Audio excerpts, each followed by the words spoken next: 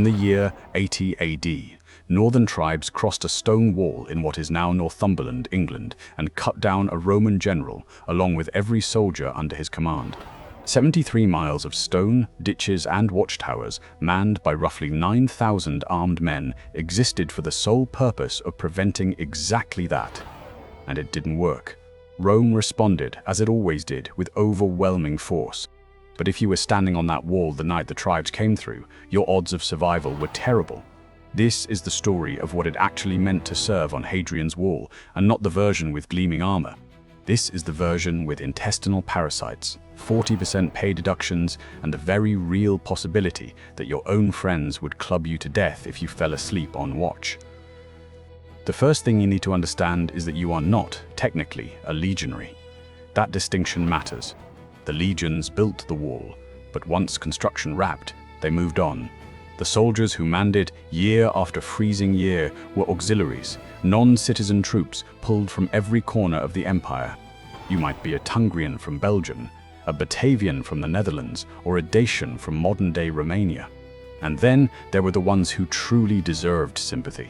The Syrian archers who grew up in the desert, now shivering on a ridge where the mean annual temperature hovers between 7 and 9 degrees Celsius. Your day begins in the dark, in a cramped, smoky barracks room called a contubernium, shared with 7 other men. The air is foul with unwashed bodies, damp leather, and stale wine. You pull on a woolen tunic, still damp from yesterday's rain, and your military sandals, which are perpetually wet. Breakfast is a rock-hard biscuit called buxelatum, washed down with posca, a sour wine vinegar drink that killed bacteria in the questionable water. The main staple is grain, which you and your 7 messmates have to grind into flour yourselves with a heavy hand. Mill. The resulting bread or porridge is gritty and monotonous. While officers might enjoy nicer apples and chickens, as evidenced by shopping lists on the Vindolanda tablets, your diet is basic. It's the taste of exile. And the cost of this uninspiring food is deducted directly from your pay. The endless labor, engineer, mule, and soldier. The image of the Roman soldier is combat, but your life on the wall is a sentence of hard labor. The Roman military's greatest weapon wasn't the gladius sword, it was the delabra, the legionary pickaxe.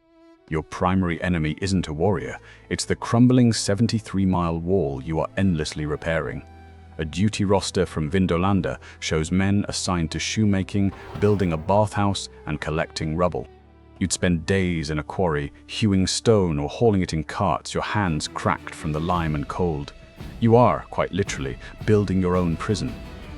Then there are the marches. A recruit was expected to march up to 20 Roman miles in 5 hours.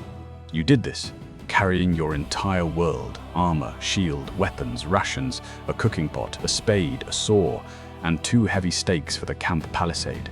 The total load could be 55 to 77 pounds, about 25-35 kogra. Now, imagine carrying that over the boggy, rugged terrain of northern Britain.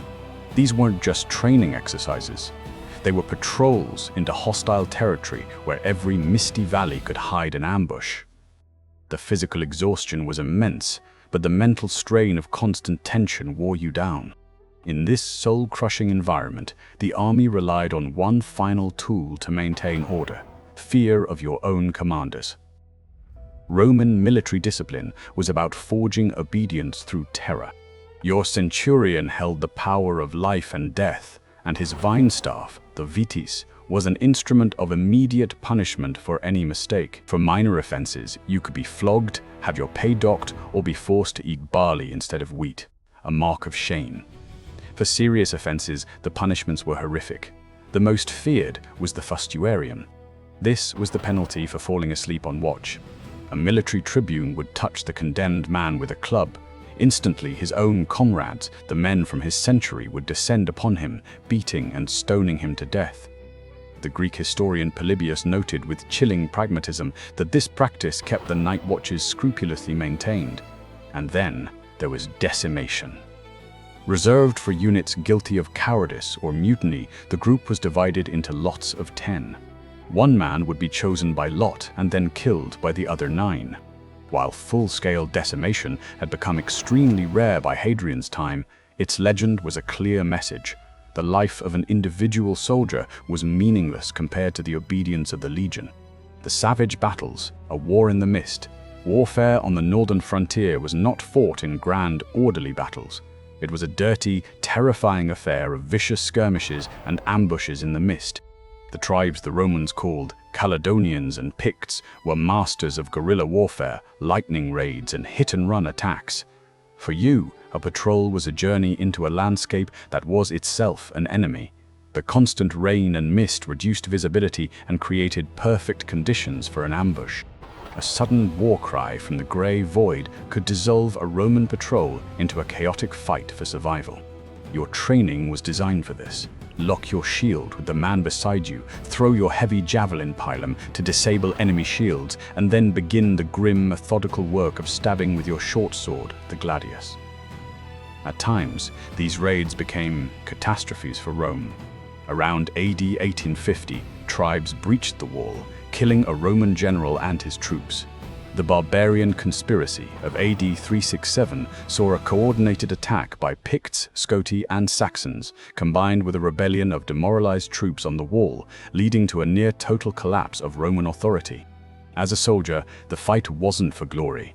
It was a desperate personal struggle for your own life. As night falls, the psychological war against despair and loneliness begins. You are at the edge of the known world, thousands of miles from home. The sounds of the evening are the murmur of men gambling away their meager pay and the strained laughter of those trying to forget where they are. The most potent evidence of this inner war comes from the Vindolanda tablets, thin slivers of wood that served as personal correspondence. These fragile artifacts speak with startling clarity. One soldier writes home desperately asking for socks and warm underpants. Another complains to his officer, "My fellow soldiers have no beer. Please order some to be sent." A man named Crautius writes to a friend, pleading for help after being beaten to a bloody pulp. These tablets paint a picture of deep-seated loneliness. You were a man from a warmer, sunnier land, and everything about Britain was alien: the bland food, the hostile locals, the oppressive weather. You signed up for 25 years with no home leave. The psychological toll was immense. But even in this despair, there were flashes of humanity. One of the most famous tablets is a birthday invitation from a commander's wife, Claudia Severa, to her friend Sulpicia Lepidina, with a closing written in her own hand, "Farewell, sister, my dearest soul." It is one of the earliest known examples of a woman's handwriting in Latin. And the water? It looked fresh enough, but upstream contamination was common. Animal waste, human waste, rotting organic matter. It all flowed into the same sources you drank from. Posca masked the taste, but it didn't eliminate every threat. You were drinking survival and sickness in the same cup. Even sleep offered no escape. Your barracks were infested. Fleas, lice, and mites lived in your bedding, in your clothes, in your hair. Nights weren't silent. They were filled with scratching, shifting, quiet curses in a dozen languages. Sleep came in fragments, broken by discomfort and the constant awareness that you were never truly alone. Over time, your body changed. You lost weight, your muscles hardened from labor, but your endurance faded. Illness lingered. Recovery slowed. A cough could stay for weeks. A fever could return without warning. You became something else. Not the ideal Roman soldier carved in marble, but a worn, exhausted survivor held together by routine and necessity. And yet, every morning, the horn still sounded. You still stood, because stopping wasn't an option. The wall didn't care if you were sick. The empire didn't care if you were tired. And your comrades, however close you had become, couldn't afford your weakness. Because if you fell behind, you didn't just risk your life. You risked theirs too. What breaks you isn't just the cold, or the hunger, or even the fear. It's the distance. You are not just stationed on Hadrian's Wall, you are exiled to it. For most soldiers here, this isn't home. It never will be. You were taken from somewhere warmer, somewhere familiar, and sent to the very edge of the known world. A place where the land itself feels hostile, where the sky is almost always gray, and the sun, when it appears, feels weak and distant. Days blend together, weeks disappear, and then one morning, it hits you. You can't remember what home smells like. The Roman army doesn't rotate you out after a few months. You are here for the long haul. Your service lasts up to 25 years. There is no scheduled leave, no guaranteed return, just a promise. Citizenship at the end if you survive long enough to claim it. That promise starts to feel very far away. Communication is rare and unreliable. Letters take weeks, sometimes months to arrive, if they arrive at all. When they do, they carry news from a life that has already moved on without you. Births you missed, deaths you couldn't attend, families adapting to your absence. And then there are the letters that never come. At first you make excuses. Maybe the roads are bad, maybe the courier was delayed. But as time drags on, doubt creeps in. Were you forgotten? Or worse, replaced? The Vindolanda tablets reveal this quiet desperation. Soldiers writing home, asking not for glory or praise, but for basic comforts. Socks, warm clothing, a reminder that someone, somewhere, still remembers them. Because here, memory is all you have. The men around you become your world. 8 of you share a single barracks room. You eat together, march together, suffer together. Bonds form, not out of friendship at first, but necessity. You rely on each other to survive. But even that bond has limits. Arguments are common, tempers are short. You're tired, cold, and constantly on edge. A small disagreement can turn violent. Fights break out. Sometimes they end quickly, sometimes they don't. There is no escape from these men, and no escape from yourself. At night, when the noise dies down and the fire burns low, your thoughts get louder. You replay decisions. Wonder what your life would have been if you had never enlisted, if you had stayed, if you had chosen differently. But regret is a dangerous thing here, because it doesn't change anything.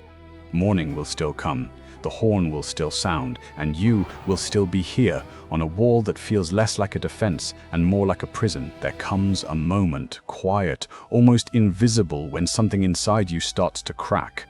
Not in battle, not during a raid, but in the routine. It's the repetition that does it. The same horn, the same march, the same grinding of grain, the same cold wind cutting across the wall. Day after day, with no change, no relief, no end in sight. At first, you endure it. Then you adapt. And then you begin to unravel. Morale on the wall is fragile. It doesn't collapse all at once. It erodes, slowly, silently. A missed step on patrol. A careless mistake during inspection. A soldier snapping at a superior. Small things that would be ignored elsewhere become dangerous here. Because here, discipline isn't just enforced, it's feared. Your officers know what happens when control slips. A bored, exhausted, isolated unit is a risk, so they push harder. Inspections become stricter. Punishments become faster. There's no room for leniency because leniency spreads and fear spreads faster. You start to notice changes in the men around you. One becomes quiet, too quiet, stops talking, stops laughing, just follows orders with empty eyes. Another becomes aggressive, looking for any excuse to release the tension building inside him. A third starts taking risks on patrol, almost as if he wants something to happen. You understand it, because you feel it too. The pressure builds in strange ways. You're constantly alert, constantly tense, but with nowhere for that energy to go. There are long stretches of nothing and then moments of pure chaos.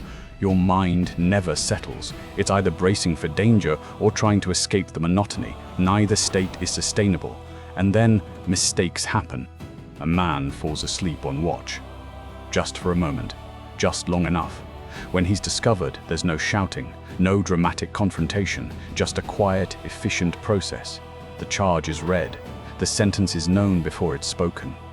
Fustuarium. You don't protest. You don't step forward. Because you know the rule, if discipline breaks, everyone dies. So you stand there as it happens. You hear the first strike, then another, and another. It doesn't take long, it never does. When it's over, no one speaks, no one meets each other's eyes. But something has changed. Because now you know. It's not just the enemy beyond the wall you have to fear, it's the system you're trapped inside. And the worst part? It works. After that, no one falls asleep on watch, no one dares. Because survival here isn't about bravery, it isn't about strength, it's about obedience. Absolute. unquestioning, obedience. And every day you remain on that wall, a small part of who you were is stripped away until all that's left is a soldier who follows orders, no matter the cost. It doesn't begin with a charge. There's no dramatic line of warriors rushing the wall, no horns, no banners in the distance. It begins with silence. A silence so complete it feels wrong. You're on watch. The wind has died. Even the usual sounds, the shifting of men, the distant clatter of tools, the murmur of voices, have faded. The torch beside you flickers, casting long, unstable shadows across the stone. And then you hear it. Not a shout, a movement, something out there. You strain your eyes into the darkness beyond the wall. The land is nothing but black shapes and deeper shadows. The kind of darkness where anything could be hiding just a few steps away and you'd never know until it was too late. Then it comes again, closer. A faint crunch of earth, the soft scrape of something against stone. Your grip tightens on your weapon. You open your mouth to call out, and that's when the first man dies.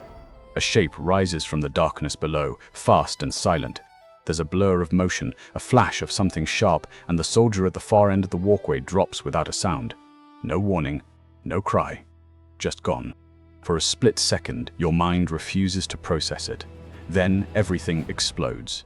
A war cry tears through the night, not from one direction, but from everywhere. Shadows become men, dozens of them, maybe more. They surge toward the wall, climbing, rushing, finding every weakness, every gap.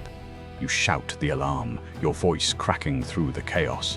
Horns begin to sound, uneven at first, then building into a desperate chorus. Men stumble from their barracks, half-armored, grabbing weapons, trying to understand what's happening. But the enemy is already inside. This isn't a battle, it's a breach. You see one of them up close for the first time, not as a distant threat, but as a man. Painted skin, wild hair, eyes locked onto you with terrifying focus. He doesn't hesitate, he doesn't slow down, he comes straight at you. Your training takes over, shield up, brace. The impact rattles through your arm as he slams into you. You push back instinctively, creating space. Your pylum is useless now, too close. It's down to the gladius, short, brutal, personal. You stab, not like in training. Not clean, not controlled. It's messy, desperate. You feel resistance, then it gives. He stumbles, but he doesn't fall immediately. He's still there, still fighting. So you strike again, and again. Around you it's the same chaos. No formations, no lines. Just isolated fights scattered across the wall. Men shouting in different languages. Orders lost in the noise. The structure that once defined the Roman army dissolving under pressure. This is what the wall was supposed to prevent. And now it's happening right on top of it. Fire breaks out somewhere behind you. The smell of smoke mixes with sweat and blood. Visibility drops. Confusion spreads. You can't tell how many enemies there are or where they're coming from, only that they keep coming. For a moment, just a moment, you realize the truth. This isn't about holding the wall anymore. It's about surviving the night. Dawn doesn't arrive with relief. It creeps in slowly, cold, gray light spilling over a battlefield that doesn't look like a battlefield anymore.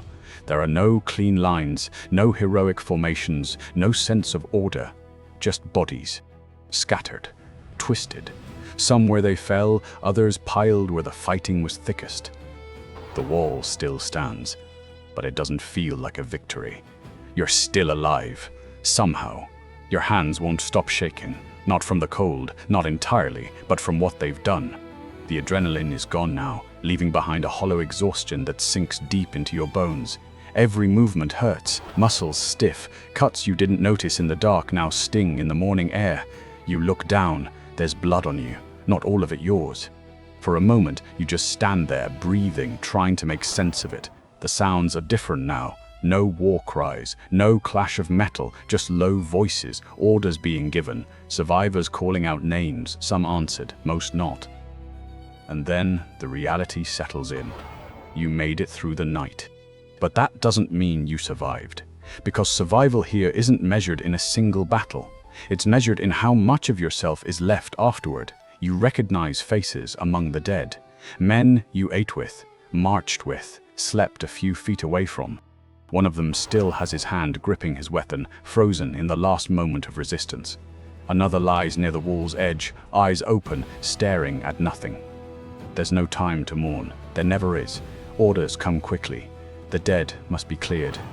The wounded treated. Those who can be saved, at least. Fires extinguished. Breaches repaired. The wall has to be restored before the next attack comes. Because there will be a next time. There's always a next time. You move mechanically. Lift, drag, stack. The work is heavy, but your mind is somewhere else, detached, distant, as if this is happening to someone else. It's the only way to keep going. Nearby, a wounded man screams as a medic works on him. No anesthesia, no relief, just force and necessity. Some injuries are beyond help. Those men are given water and nothing else. You don't look too long. You can't. By midday, the wall begins to resemble itself again. Stones reset, positions reassigned, guards posted. From a distance, it might even look normal, but you know better. Because now you've seen what happens when it fails, and worse, you felt how close it came to breaking you. That night doesn't leave you, it lingers, in your thoughts, in your sleep, in the way you react to every sound, every shadow. You're sharper now, but also more fragile, because you understand something you didn't before. This isn't a place where you win. It's a place where you last until you don't. And the next time the silence falls, the next time the darkness feels just a little too still, you won't wonder if it's coming. You'll only wonder if this is the night you don't make it through. So, could you survive? Think of the bone-deep chill, the gritty food, the back-breaking labor. Think of the terror of a discipline where a mistake meant death at the hands of your friends. The romantic image of the legionary dissolves on this bleak frontier.